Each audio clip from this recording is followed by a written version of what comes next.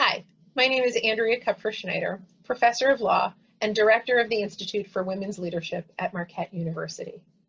In honor of the 100th anniversary of the 19th Amendment, and in recognition of how important women are in this current election, we are delighted to bring you our virtual conference on women's suffrage and innovation. How is innovation linked with voting? To understand both the history of the women's suffrage movement and the current evolution of voting rights is to examine innovation in political activism, intellectual empowerment, and inventive women.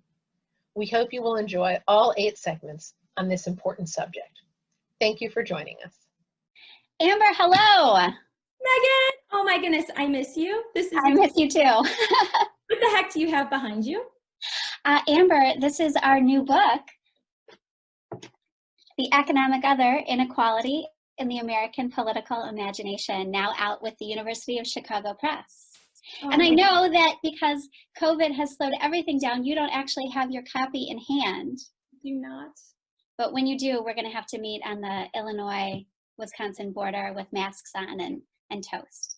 That is the plan. That is the plan. Oh my goodness. Okay, we need to thank also, Marquette's Institute for Women's Leadership for inviting us for our first book talk.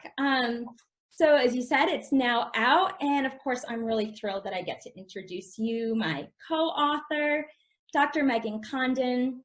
Megan is an assistant professor of political science at Loyola University Chicago.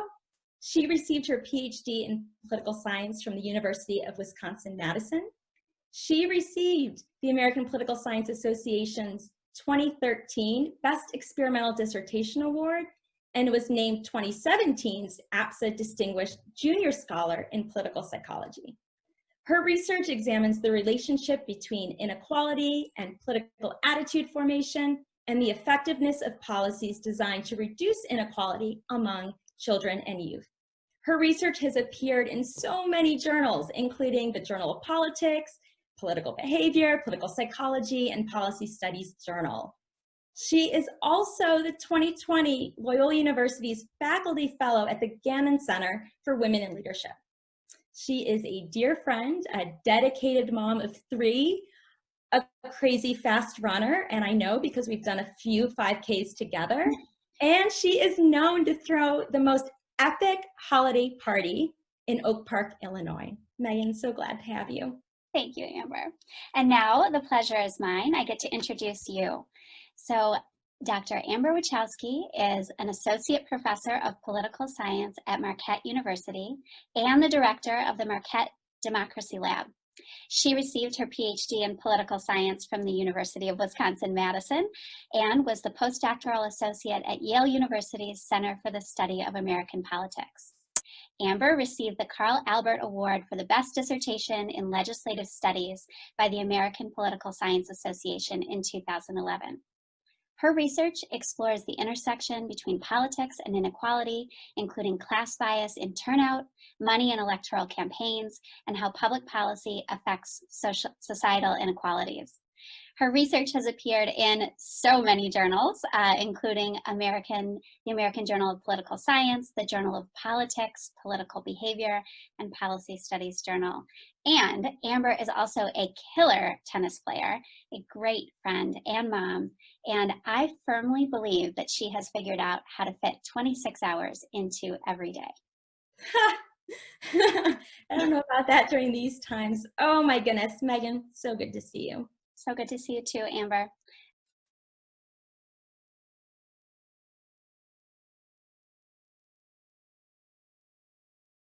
Economic inequality has increased substantially over the last 4 decades, and it's now at a record high. We all know that COVID-19 is exacerbating this growth and shining a bright spotlight on the growing gap between the rich and the rest.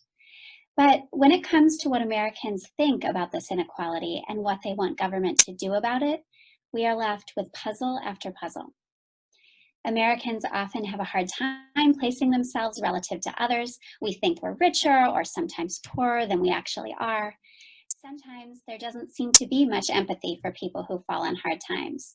And though more Americans than ever are falling farther and farther from the top earners, we don't see the public demand for redistribution rising. with inequality. Amber and I, in this book, come at these puzzles in a new way. Instead of looking just at people's factual knowledge about inequality or their political ideology, we focus on something political researchers haven't given that much attention to: social comparison. The everyday comparisons that we all make with other people. These comparisons are often automatic. They're driven by context and impulse, so much so that they can happen just beneath our awareness. Often though, if we think back, we can recognize them. So here, before I launch into all of our research findings, take a minute to think about yourself. What social comparisons have you made today, or even just in the last hour? Have you compared yourself to coworkers, to neighbors, to people in the media, even just for a minute? How did these comparisons make you feel? Did they bring you up or did they bring you down? Did you aspire, covet, pity, condescend? And then, do you think that these types of everyday comparisons matter at all for how you see politics? We think that they do. It's definitely not just you. Humans are constantly comparing ourselves to others. Researchers pay a lot of attention to how this affects consumer behavior and social media use, even mental health. And we all know that keeping up with the Joneses or keeping up with the Kardashians can make us less happy. But social comparison also structures our politics. Different comparisons change how we see ourselves, others, and social problems. And when it comes to inequality, focusing on different comparisons changes what we want government to do and whether or not we feel empowered to make those demands. So here's what we find. Sometimes we compare upward and sometimes downward. We show that Americans, when we compare with the rich, we perceive our own status as lower. For many, this means that they become more accurate about where they actually stand on the socioeconomic ladder. When that happens, when people compare upward and feel a little lower themselves, people start to want government to strengthen the social safety net and redistribute resources. Their opinions change. On the other hand, when people compare down with the poor, their own sense of status is elevated, often artificially. They call upon racial and gendered stereotypes of poverty. They feel superior, and they remain skeptical of government programs to even the playing field. So if we want to understand the American response to inequality, we have to pay attention to social comparison. You and I might have the same income, the same education, even the same job. But if you are constantly comparing yourself to people with more, you're going to feel lower than I do. If I'm constantly comparing myself to people with less, I'm going to think of myself as higher. Maybe you'll feel like you're middle class and I'll feel like I'm upper middle class. What's more, our opinions about policy and politics are going to be different. Maybe feeling yourself at a disadvantage, you'll want government to do more to level the playing field, and I won't. This is where our broader American social context comes in and explains the puzzles about the American response to inequality. Our communities, the media, political messages, and even our anxieties and problems and the changes that we see determine the amount and type of social comparisons that we make and what images come to mind when we think of the rich or poor. When Americans compare themselves to those at the top of the socioeconomic ladder, their sense of relative status falls and they become more supportive of inequality-reducing social policies. Amber and I show this with a wealth of different data and experiments and what Americans say in their own word. But looking upward is uncomfortable, and it is discouraged by residential segregation, economic anxiety, and misleading media. Most Americans either avoid comparisons or look downward, reassuring themselves by also blunting egalitarian impulses. Even when comparison with the rich does occur, many lose confidence in their power to affect change. One of the most important things that we find is that the kind of upward comparison with the rich that increases support for social spending has become less common as inequality has grown. Right now in the US, economic segregation, media, and anxiety combine to limit what Amber and I call cross-class social comparison, to push people to compare downward. Our communities and social lives are increasingly segregated by class, so we encounter people who are economically different less and less in our daily lives. Media does not fill the gap, because the images of wealth in particular that we see on the screens are engineered to make us experience pleasure. They might entertain us, they might make us want to buy things, but they don't affect our perceptions of the world and social problems in the same way that real life social contact does. In addition to this, when people feel economically anxious, as we do now more than ever, they're driven to compare downward to make themselves feel better. Thinking of the less fortunate may lead you to say to yourself, well, at least I'm not in their shoes. And it does buoy people, but it doesn't make them want government to do more to address inequality.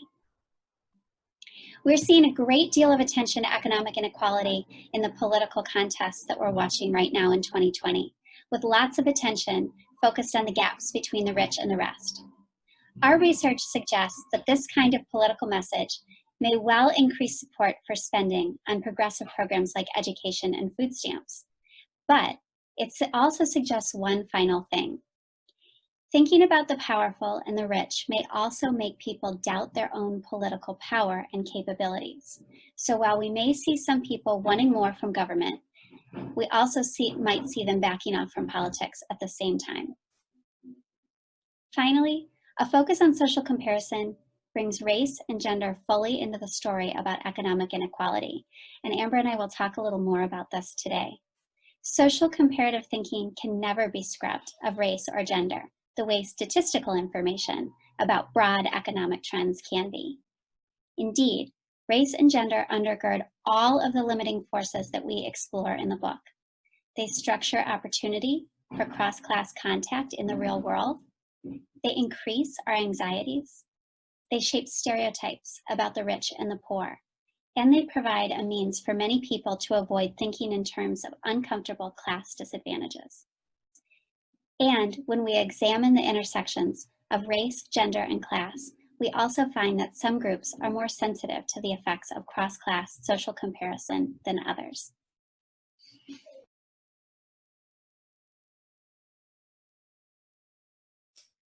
Well, first, when we talk about gender and politics, we're often looking for differences. We might focus on how the political attitudes and behaviors of women and men are different, and certainly the media draw attention to the gender gaps in politics. But as Megan and I show in some of our earlier work, sometimes those gender gaps are overstated, with women and men thinking about politics in pretty similar ways. And when their political behaviors do differ, it's sometimes the men who are the outliers, not necessarily the women. So our book does not find that men are from Mars and women are from Venus. We show that when women and men engage in cross-class comparison, their attitudes about public policies and what they want from government change. But there are a few gender differences in our research that I'm going to highlight here for you. So we do find that the gender of the person does matter. The gender of the person making the comparison, that is, does matter sometimes. But one of the biggest ways that gender plays in is through the public images of wealth and poverty. So when people think of the rich and the poor, they conjure up images that are both racialized and gendered. When Americans think about the rich, they often are thinking about a white man. And when they think about the poor, they are often thinking about a Black woman. And these images are often tied to perceptions of hard work, personal responsibility, and deservingness. For example, when Americans engage in downward comparison, they sometimes do express concern for the poor, but they often make that care conditional on whether they think the poor are holding up their end of the bargain. Now, we do find, however, that women are more likely than men to express care and concern for the less well-off. And part of this explanation for why that could be is that women are more likely to have the kinds of jobs that put them in closer contact with the poor, that humanize the economic other. These could be teachers, nurses, social workers, those working in the nonprofit sector. Indeed, in our study, it was often women in these fields who expressed the greatest empathy for the poor. And we know from other scholars' research that these lived experiences can have profound effects on how we see the economic other. For example, whether we see the poor as solely responsible for their economic hardships, or whether we think social structures matter too. Another way that gender comes in is through media portrayals of wealth, which often distort our understanding of how we compare to those at the top of the socioeconomic ladder. Americans are more likely to have interpersonal kind of day-to-day contact with the less advantaged, and women more so given some of those sex segregation patterns I talked about in occupations. But when it comes to the rich, Americans don't have much day-to-day exposure to the wealthy elite in their neighborhoods, their schools, or their workplaces. But they do see the rich on their screens. And it's this type of comparison, this synthetic contact, that's carefully crafted. It's crafted to prevent the sort of unpleasant, contrast-based comparisons that might make Americans rethink what government should do about economic inequality, but it might also make them reach for the remote. And it's pretty clear that looking up at someone at the top of the ladder and feeling the full magnitude of socioeconomic difference does not feel good. And so the media use a number of techniques to make us feel better, to want us to keep watching and reaching for that remote. Just take reality television. Women dominate this genre, and even when they work full-time, when they are single parents, they're often constructed as housewives. Additionally, the rich characters on reality television are quite diverse. For example, about half of the teens who've been featured on Super Sweet 16 are white. And full seasons of The Real Housewives are dedicated to enclaves of Latino and Black wealth. But no matter the intentions behind this false picture of a diverse upper class, it is important to note that the disproportionate representation of children, women, men of color among the elite on television, and how frequently these shows really focus on the moral failings of the characters. These things help invite viewers to feel socially superior to this on-screen elite. And this superior feeling, it might increase the viewer's satisfaction, but it weakens the ability of this sort of mediated contact to induce feelings of upward comparison and contrast. The sorts of comparisons that we show in our research actually increase the accuracy of our views of where we fit or where we fall within the socioeconomic distribution. And finally, one of the biggest gender differences we find in the book is how upward social comparisons affect feelings of political agency and power, or what we as political scientists refer to as political efficacy. Now, other findings in the book show that when women and men compare up, their perceptions of their relative socioeconomic standing fall, and their support for social safety net programs increases. But we find that these upward cross-class comparisons not only change what Americans want, think about government, what they want from government, but also what they think about themselves and their qualifications to enter the political fray. For many Americans, looking up at the socioeconomic elite does in fact keep them down by depressing political efficacy, one of the powerful predictors of political participation. While upward comparisons may lead to increased support for social safety net programs, these experiences can also lower our perceptions of efficacy, possibly making it less likely that we engage in political life and voice our political demands. And it's here where we find suggestive evidence of gender difference, with men appearing more immune to the depressive effects of upward comparison on political efficacy. When women compare up, their feelings of political efficacy fall. Men's political efficacy, however, remains quite stable even when they're making these upward comparisons. So in a democracy, preferences are important, but only in so much as the people who hold them can be mobilized to act. And here we've identified one kind of social comparison-based phenomenon that helps to insulate American politics from inequality. The same sorts of messages and experiences that induce people to rethink inequality and kind of lead them to express greater support for social safety net programs, that these sorts of experiences may be disempowering. And this depression seems especially pronounced among those who are underrepresented in the political sphere.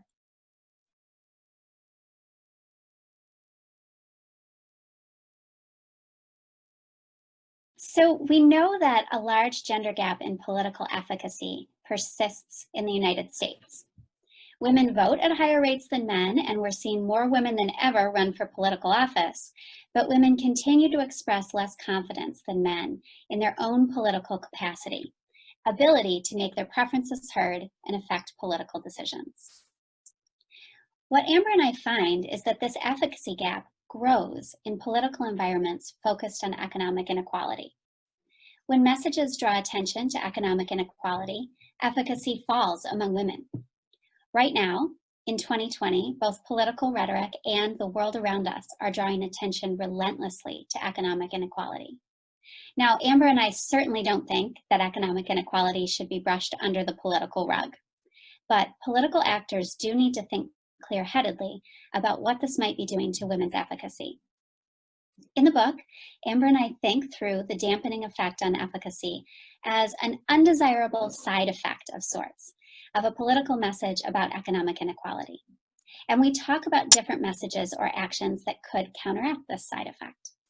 We suggest that when politics focuses on inequality, we should try to pair it with some other force that we know increases efficacy, for women in particular. The two best candidates for this political drug cocktail, if you will, are descriptive representation, the presence of women in office, and messages of solidarity. I'll talk a little bit about both. I'll start with descriptive representation. So in the US, women remain underrepresented in the halls of political power. Whichever category of office holders we look at, we find that today somewhere between a fifth and a quarter of them are women. Women make up just over 23% of Congress, 29% of statewide office holders, 29% of state legislators, and about 21% of mayors of large cities. But there's good evidence that when these proportions grow, the women and girls represented by female leaders feel more efficacious themselves. So though political messages about economic inequality depress efficacy, we think that that effect might be balanced out if more women leaders are the ones communicating it. We are seeing progress here. More women are running for office than ever. Take Congress. In 2012, 161 women ran. That number remained pretty steady across to 2014 with 156 women running for Congress, and that number grew a bit to 181 in 2016. But in 2018, women candidates nearly doubled to 354. And today, in 2020, we're seeing those high numbers persist with 300 women candidates. The second ingredient in the drug cocktail that we are prescribing to counteract the depressing effect of messages of inequality on women's political efficacy is a focus on solidarity and group power. We see over and over in history and in political science research that people feel more efficacious when they feel like they are working together with a group, when they have shared interests and shared power. So, in addition to having more women in office, we think that messages about economic inequality will have less of a disempowering effect on the women who hear them, if they come with the message that there are lots of women and lots of people in the same boat who want the same things from their government. To feel powerful, most of us need to feel that we are not alone. Activists and leaders need to remind us of this now more than ever.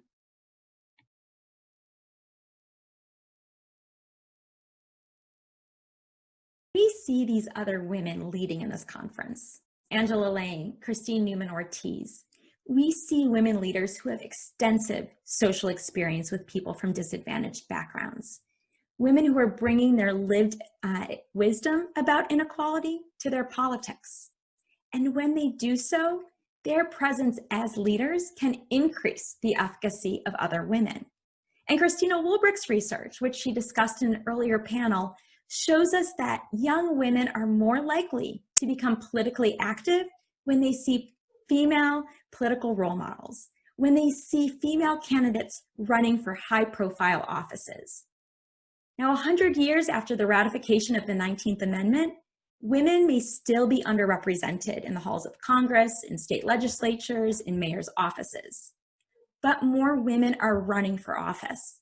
And in 2020, 300 women are running in House races across the country, nearly double the number of women who ran for the House of Representatives just 6 years ago. These are positive developments. Thank you so much for listening in to our virtual conference, and I've hoped you've enjoyed these talks. On behalf of the entire Planning Committee, I'd like to thank you for joining us today.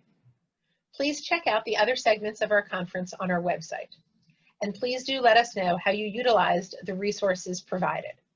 Our feedback form and email address are also located on our website. We'd love to hear from you. And of course, remember to vote.